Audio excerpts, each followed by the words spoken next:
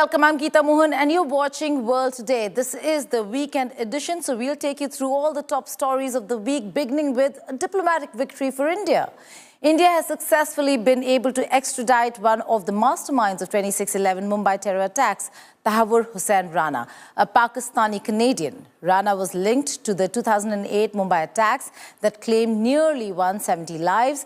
He was arrested by the NIA upon arrival following his extradition from the United States of America. Rana was presented before a special NIA judge. The court has granted 18 days of NIA custody. Well, the Tahawwur Rana decision did not happen during Trump administration, but during Biden administration. I spoke with former U.S. envoy to India, Ambassador Eric Garcetti, and in this exclusive conversation, he speaks about how the two countries together cooperated in ensuring Tahawwur Rana comes to India and faces the law. This is an achievement for families who lost loved ones. This is an achievement against terrorism, which the United States and India, generation after generation, administration after administration, stand for together. And as someone who worked very hard on this extradition, this was not about politics. This was about justice. And today, justice has been served. Reminds me of, sabar ka phal meeta hote hai. Like justice, requires patience. It requires persistence.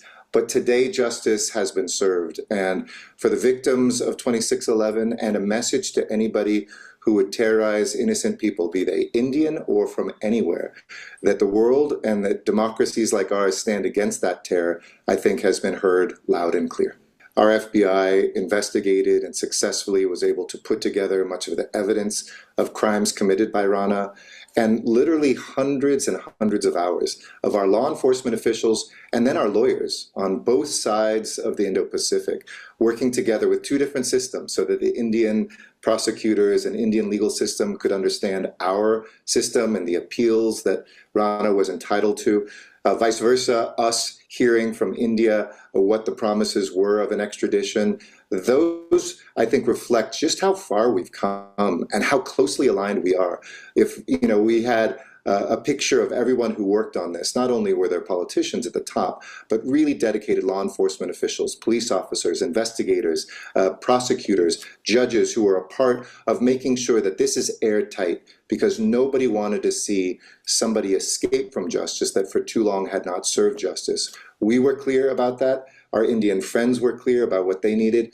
And as two great friends, India and the United States together, working together, showed that terrorists cannot run, they cannot hide, they will face justice as long as they are on either of our countries if they ever come after one of our citizens. To catch the full interview with Ambassador Eric Garcetti, log on to India Today Global YouTube channel and you'll be able to listen into exactly how the two countries ensured Rana comes to India. With that shifting focus, China now has hit back at the US with a 125% tariff following a tit-for-tat trade war after Washington levied Beijing with a 145% tariff. Meanwhile, Chinese President Xi Jinping, in his first remarks, has said his country is not afraid. There seems to be no end to the US-China trade war. After US levied 145% tariff on China, Beijing, in a retaliatory measure, raised import taxes on US goods to 125%.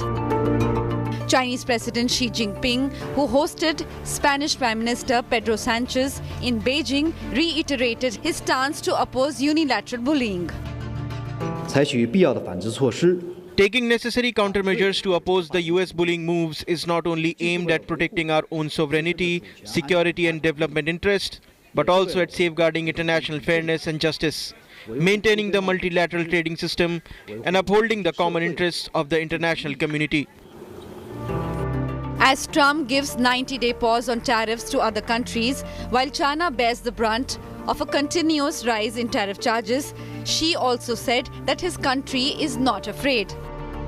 关税战 Tariff wars and trade wars have no winners. China doesn't want to fight them, but does not fear them when they come our way. We will not sit idly by. and let the Chinese people be deprived of their legitimate rights and interests. Nor will we allow the international trade rules and multilateral trading system to be undermined. If the US insists on fighting a tariff war or a trade war, China will fight to the end. 关税战、贸易战。 Trump's tactics of threatening China with higher tariffs is a way to force Beijing to enter into negotiations. During his first term, both the countries had sealed a trade agreement which was never fully implemented then.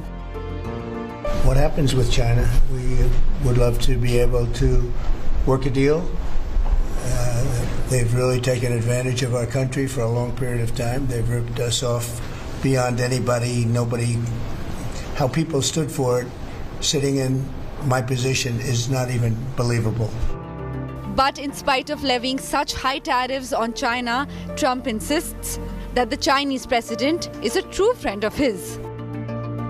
We're resetting the table, and I'm sure that we'll be able to get along very well. I have great respect for President Xi. He's been, in a true sense, he's been a friend of mine for a long period of time, and I think that we'll end up working out something that's very good for both countries. I look forward to it. The trade war between the world's two economic superpowers is being seen to have catastrophic consequences and has stirred the fear of global recession.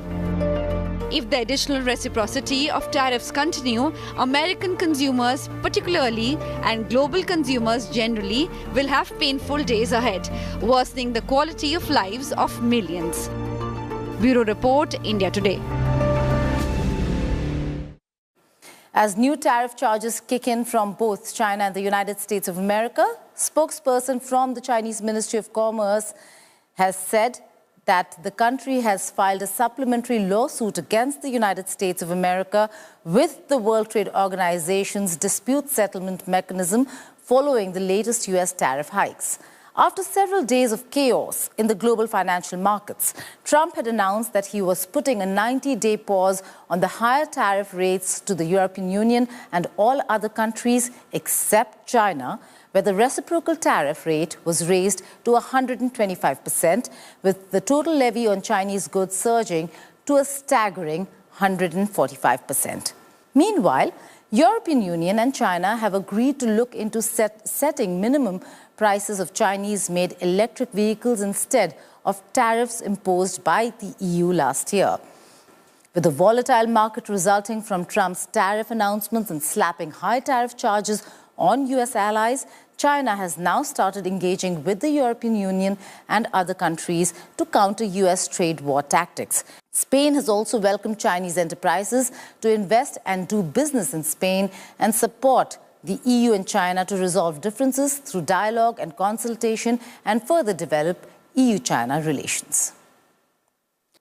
US military announced that it had removed Colonel Susanna Myers, commander of its Patriot base in Greenland, stating it would not tolerate any pushback against President Donald Trump's agenda. Now, what happened? According to the independent news organization military.com, Myers sent an email to base personnel on the 31st of March, distancing herself from US Vice President J.D. Vance's visit to Greenland. Vance traveled to the Pacific military base with a US delegation on the 28th of March, amid repeated threats from Trump to seize Greenland. During the visit, Vance criticized Denmark's management of Greenland, suggesting that the territory would be safer under US protection due to perceived threats from China and Russia. Office for a few minutes so I can get my bearings, and I'm gonna embarrass. Is everything not well between US President Donald Trump and billionaire friend, ally Elon Musk? Well, the latest Trump reaction on Musk suggests that there is definitely something not okay between the two. Amid speculation over Elon Musk's possible exit from the Trump administration, President Donald Trump made it clear that he doesn't rely on Musk, despite the latter's prominent role and financial backing during the election. In a shocking statement, US President said that he doesn't care about Tesla CEO Elon Musk and added he doesn't need him for anything. The statement came following a cabinet meeting when reporters asked the US President about Musk. And he said, and I quote, "I don't care.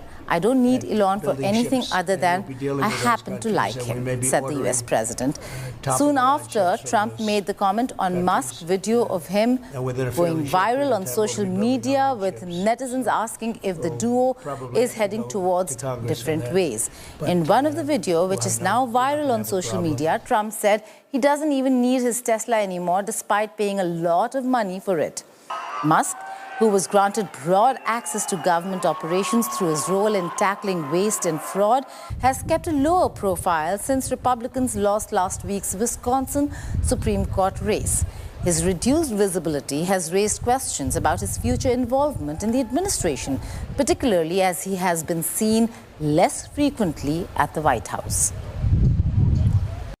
And I don't care. I don't need Elon for anything other than I happen to like him. But I'm telling you, this guy did a fantastic job. I don't need his car. I actually bought one because, and they said, "Oh, did you get a bargain?" No. I said, "Give me the top price." I paid a lot of money for that car. But honestly, he makes a great car. You know what I do with it? I let the people in the office drive around in it. Margot and Natalie, they're all Chamberlain, they're all driving around the most beautiful car. It's gorgeous. But I did that as a sign of just a show of support. Numerous people have done that. Now, while NATO allies pledge over 21 billion euros in new military aid to Ukraine, Trump aide Steve Witkoff's visit to Moscow emphasizes the importance America and the American administration attaches to a negotiated settlement of the Russia-Ukraine situation. Meanwhile, representatives from 50 countries have committed to a defense alliance with Ukraine at the NATO headquarters in Brussels. Hosted by Britain and Germany, the Ukraine Defense Contact Group meeting gathered together. The meeting comes after a separate gathering of the Coalition of the Willing in NATO on Thursday, in which a reassurance force for Ukraine in the event of a ceasefire in the war with Russia was on the agenda. However, Germany said it can't provide Ukraine with new Patriot air defense systems as it is waiting on deliveries of these systems itself. Ukraine has repeatedly stressed it needs air defense systems such as the Patriots to defend itself against Russian missile attacks. As you know, Germany provided already 4 full systems of Patriot.